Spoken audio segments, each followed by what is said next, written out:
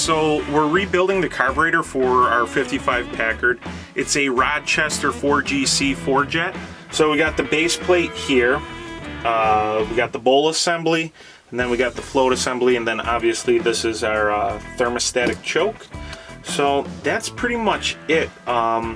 There's a lot of info too out there on rebuilding them, but we're just going to do kind of a summary and get it back on the car and running.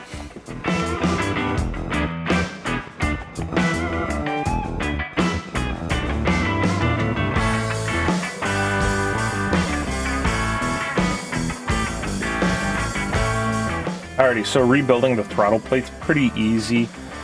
You pull out your primaries and your secondaries by removing these little screws. Slide the valves out.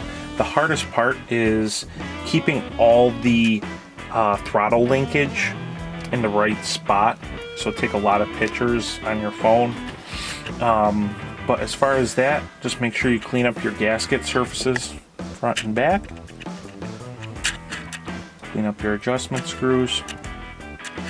I took time and I kind of cleaned up the throttle linkage, but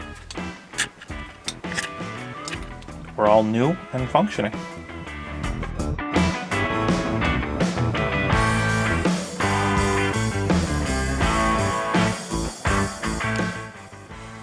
Alrighty guys, so we're in the home stretch of rebuilding our Rochester 4GC. So we're just going to do a little recap before final assembly. We started with the throttle body. We cleaned the plates, the throttle plates, the throttle linkage. Got that all clean, nice, happy, and working together.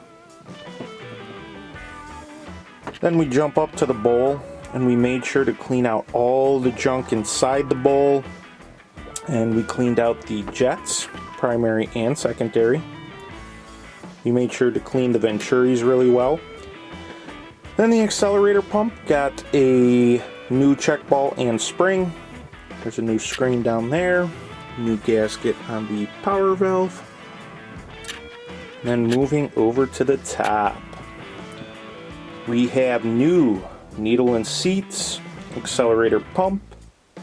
Cleaned up that power valve right here. And we made sure to adjust our floats properly according to our handy dandy Packard technical book. And so we're ready for final assembly. Stay tuned. Alrighty guys, so here it is. Rochester carburetor going back onto the Packard. As you can see, got all the lines, the fittings, the linkage. Bolting it down now, and the true test is, will it run? So, carburetor's installed. We fired it up, tuned it up a little bit, but made a couple adjustments to the idle, made sure she idled real nice. So right out of the box, after the rebuild, worked pretty darn good. So just a couple minor adjustments which you have to do, but let's hear it.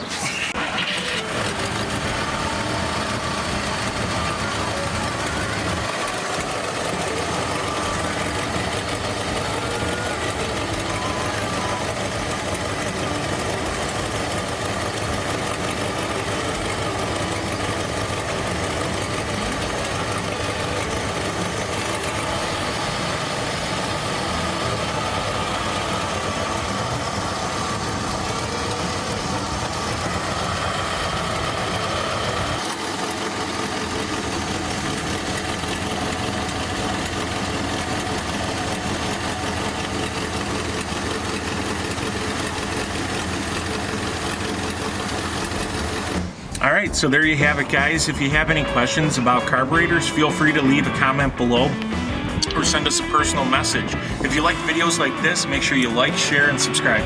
Thanks guys.